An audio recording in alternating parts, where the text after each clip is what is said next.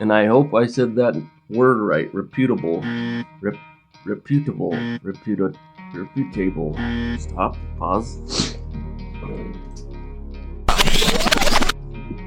What up, fam bam? I am back and I'm bringing you a fatal three-way match between hands-free shoes. But first, I'm going to introduce you to my newest pair. These, the Nike Go Flyease. Alright. Into these. Look at that right now. Look at this. Ready? Whoa! These are awesome. These are so comfy and it's cool. I'm like freaking out right now. But look at these. Isn't that crazy? Okay, before we get into the new shoe, here are some coupon codes for discounts on Kiziks shoes. They'll be in the description also. They have the Athens style and some other styles. Before the comparisons of these hands-free shoes, I want to introduce you to these bad boys, the Go Flyease. As you may have seen it on Jimmy Fallon, and these will get you a close-up over here. No laces. The shoe, it just get in it, you snap it back like this. Let me see, like that. And then when you step in it, it comes back together. So we'll start doing some of these videos soon enough. So like if I step in here, it will lock down, be good to go. For me to get a hold of these, I had to go to a shoe exchange called StockX. However, if you're looking for smaller sizes, they are available on the Nike website. When these shoes were released, Nike didn't release enough for all the people that wanted them and the people that actually could benefit the most from them due to their disabilities. Then Nike had another release of them, and of course people bought multiple pairs to sell on these stock exchanges, such as StockX or eBay. The price ranges from $60 all the way up to $770. Yeah, that's the highest price I've seen in a Google search. Those cheaper pairs most likely are used. In fact, these probably were slightly used. Directly from the Nike website, they are around $100, but the biggest size I've seen on that website are 7.5 men's and women's 9. If you get them from a shoe exchange like I did from StockX, you can expect to wait anywhere from 1 to 2 weeks. Directly from the Nike website takes up to 10 days. These shoes work like this. The insole is called the diving board. When the diving board is exposed, you just let your foot dive right into the shoe and step, and voila. If the diving board is not exposed, the hinge needs to be opened. And you can open them by stepping on what Nike labels the kickstand or heel and lifting from the tongue with your other foot. You can also do the same procedure, but just using your hands or your hooks or your whatever you have. So I can just grab onto the kickstand and then fold it in half. After running about, I'd say about 20 miles total, and walking for a month, 2 miles a day, probably around 60 miles. That's kind of a low average. I also even played 3 hours of pickup basketball in these, and I can tell you my opinion on these. I love these shoes. They're very comfortable for my feet, but we need to remember two things. One, I'm not being paid by any of these shoe companies, and I've bought every pair of shoes except for the first pair of Kiziks that were given to me as a gift by my good friend Ray.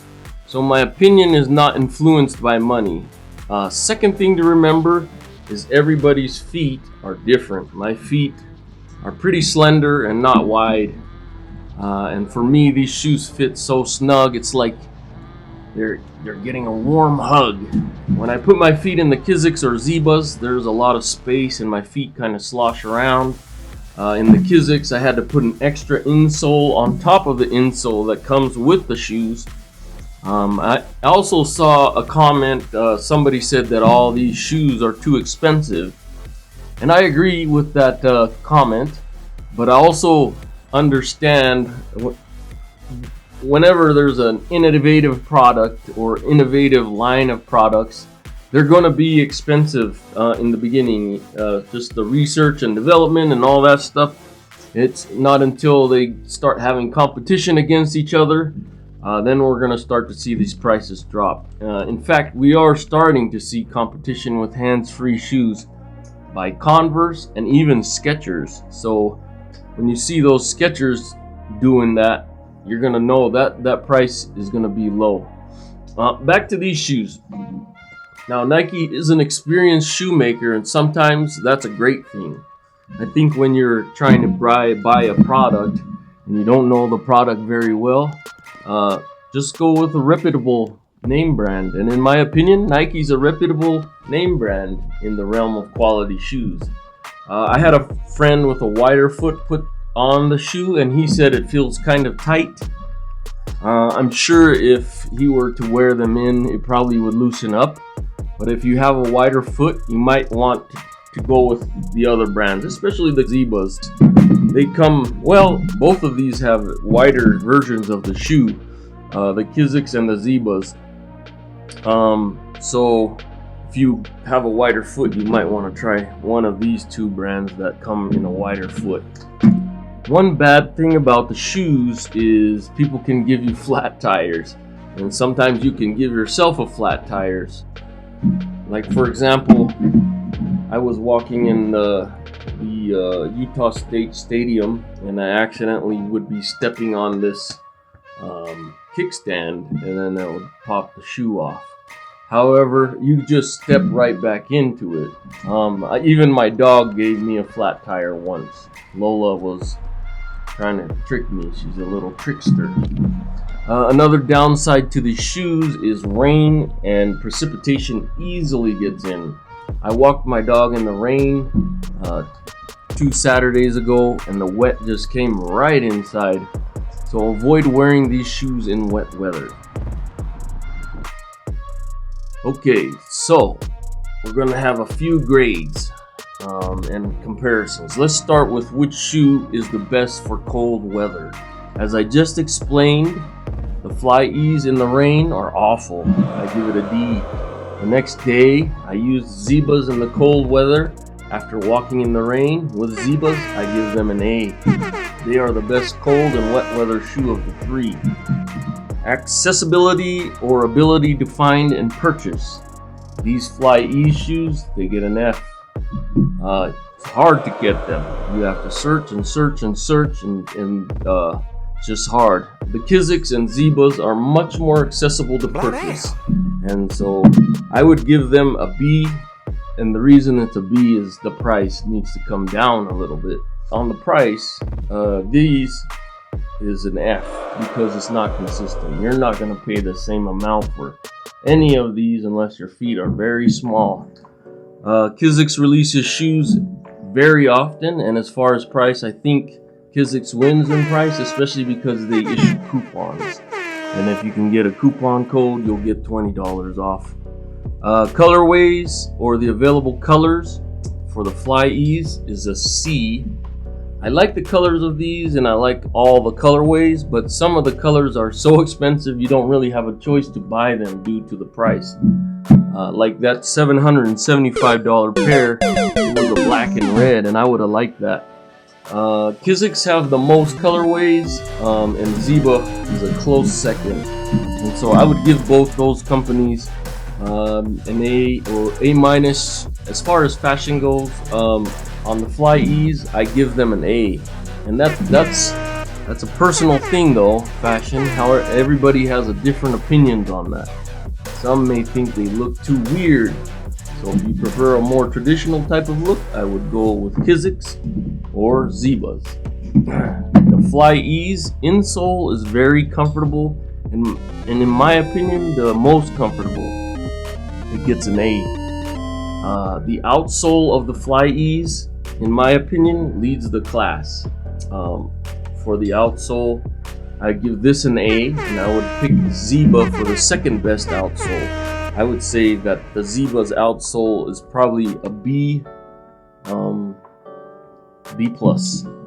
Kiziks, I give them an F on their outsole. It's just basically foam, and if you can see, the tread is all gone from it, so it's easily worn down.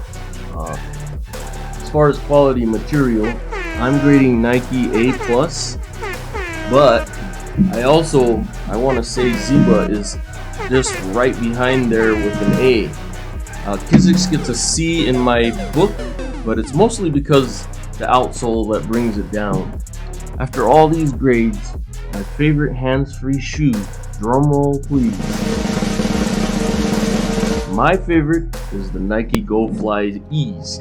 I think that opinion could change. The one thing I'm afraid of is the weakening of this band. This band is one of the things that makes these shoes work.